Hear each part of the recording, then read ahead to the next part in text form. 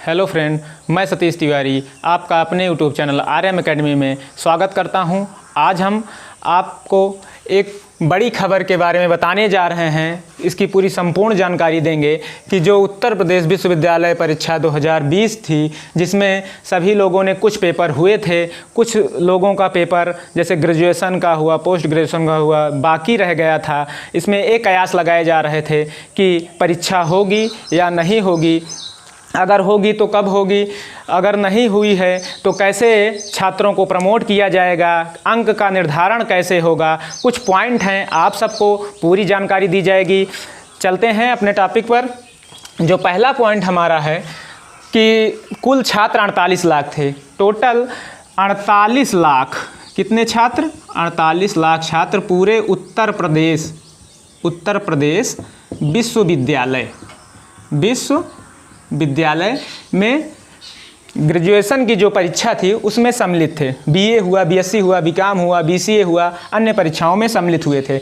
इन सभी विद्यार्थियों को एनके तनेजा सीसीएस विश्वविद्यालय के कुलपति हैं, इनकी अध्यक्षता में सभी विश्वविद्यालयों के कुलपति को बुलाया गया था। उनके निगरानी में ये मीटिंग हुई थी कि 48 लाख जो बच्चे हैं उनको सीधा प्रमोट किया जाएगा। बहुत ही बड़ी खबर आई हुई है कि प्रमोट कर दिया जाएगा, अब परीक्षा नहीं होगी। इस तरह से विद्यार्थियों के लिए खुशी की बात भी है और कुछ विद्यार्थियों को दुख भी है, क्योंकि कुछ विद्यार्थियों का पेपर जो था, जैसे वो फर्स्ट ईयर में हैं, उनका पेपर बहुत ही अच्छा गया था, लेकिन उनके अंक का निर्धारण अब सेकेंड ईयर के आधार पर किया जाएगा। किस पर? सेकेंड ईयर के आधार पर। इनको फर्स्ट ईयर में अगर पेपर बहुत ही अच्छा गया है, फिर भी इनको जो पेपर दिए हैं उसका मूल्यांकन तो होगा। अब चलते हैं, पूरा जानकारी देते हैं आपको। टोटल कितने थे? कुल छात्र 48 लाख शामिल हुए थे ग्रेजुएशन की परीक्षा में, और इन सभी छात्रों को प्रमोट किया गया है। अब परीक्षाएं नहीं होंगी। कुछ अगर परीक्षाएं हो भी गई थी, जो कुछ पेपर बाकी रह गए थे विद्यार्थियों के, लेकिन अब परीक्षाएं नहीं होंगी। जो एनके तनेजा सीसीएस विश्वविद्यालय के कुलपति हैं, उनकी अध्यक्षता में यह बात कही गई। ठीक। दूसरा है अंतिम वर्ष वाले छात्रों का अंक निर्धारण कैसे होगा।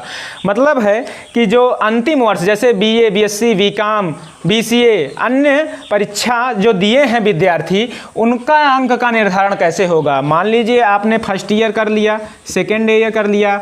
इस कोरोना जो महामारी नामक महामारी बीमारी थी, इसके कारण सभी परीक्षाएं बाधित हुई थी, सभी शिक्षाएं बाधित हो गई थी।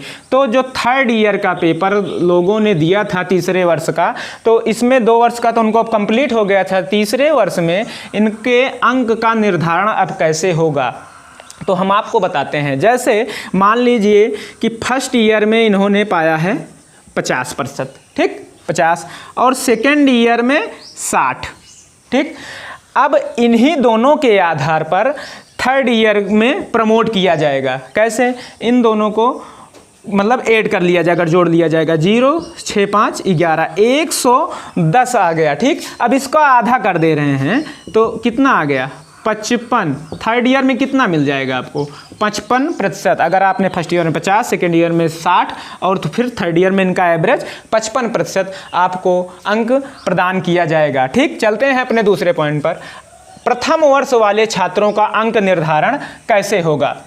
जो प्रथम वर्ष में लोग थे, मतलब विद्यार्थी थे, उनका अंक का निर्धारण कैसे होगा।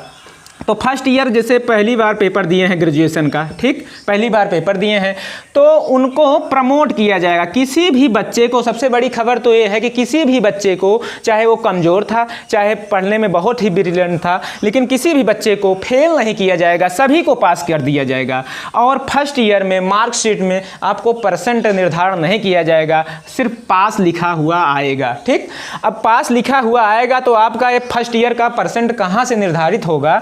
जो सेकेंड ईयर का आप पेपर देंगे उसमें आप जितना भी प्रतिशत पाते हैं, जैसे 50% पा गए या 60 पा गए, 70 पा गए, कुछ भी पा गए, उसको देखते हुए सेकेंड ईयर का उसको फर्स्ट ईयर में आपको कर देंगे। ठीक। जैसे आप सेकेंड ईयर में 50% पा गए, ठीक, उसको आप फिर फर्स्ट ईयर में आपको 50% कर देंगे। ठीक।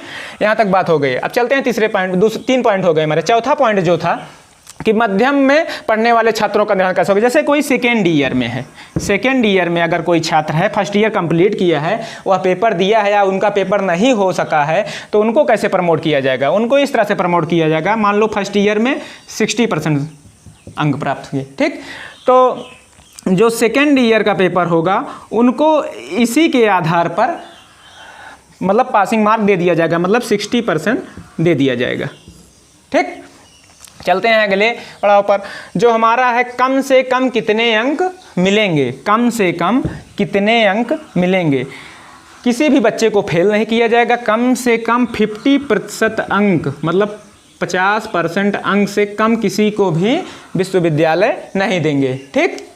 अगला हमारा जो टॉपिक है, फिर से पॉइंट है, कुछ सब्जेक्ट की परीक्षा हो चुकी है और कुछ की नहीं हुई है। जैसे फर्स्ट ईयर में कोई है, कोई सेकेंड ईयर में है, कोई फाइनल में है, तो उनकी कुछ पेपर हो गए किसी मतलब कुछ सब्जेक्ट के पेपर हो चुके हैं और कुछ के पेपर नहीं हुए हैं, तो उनका अंक का निर्धारण कैसे होगा। जैसे मान लीजिए 5 पेपर थे, ठीक, उनमें से 4 हो गए, एक का नहीं हुआ, एक नहीं हुआ है, तो जो 4 पेपर हुए हैं उनका मूल्यांकन होगा, ठीक, उनका मूल्यांकन होगा। जो एक पेपर नहीं हुआ, मान लीजिए जैसे हुआ समाज शास्त्र, ठीक, इसमें से 2 पेपर होते हैं, सेकंड और फर्स्ट, ठीक, मान लीजिए इन 4 में एक फर्स्ट का भी पेपर हो चुका है, ठीक, तो जो फर्स्ट का पेपर हुआ है तो उनका मूल्यांकन होगा, और जो सेकंड का पेपर नहीं हुआ है उस फर्स्ट पेपर के मूल्यांकन के आधार पर आपको सेकंड पेपर में भी अंक प्रदान कर दिया जाएगा, ठीक। अगला हमारा है कि मतलब कुछ सब्जेक्ट तो हमने बता दिया, ठीक, तो जो एन.के. तनेजा थे सीसीएस विश्वविद्यालय के कुलपति, इनकी अध्यक्षता में मीटिंग हुई, सभी पूरे यूपी के विश्वविद्यालय के कुलपति उसमें शामिल हुए थे मीटिंग में, और इस पर चर्चा हुई और इस पर सहमति बन गई है कि सभी छात्रों को प्रमोट किया जाएगा, किसी को भी फेल नहीं किया जाएगा। तो इसको योगी आदित्यनाथ जो उत्तर प्रदेश के मुख्यमंत्री हैं, इनके पास भेज दिया गया है, बस उनकी मुहर लगनी बाकी है। तो इसलिए खुशी की भी बात है कि किसी भी को भी परीक्षा नहीं देनी पड़ेगी, और जो भी परीक्षा दिए हैं उनका अगर मूल्यांकन नहीं हुआ, उनका मूल्यांकन होकर के प्रमोट कर दिया जाएगा। अब अगर ये आपको हमारी जानकारी अच्छी लगी हुई हो तो हमारे वीडियो को लाइक कर दीजिएगा, हमारे चैनल को सब्सक्राइब कीजिएगा। मिलते हैं अगले वीडियो में, धन्यवाद।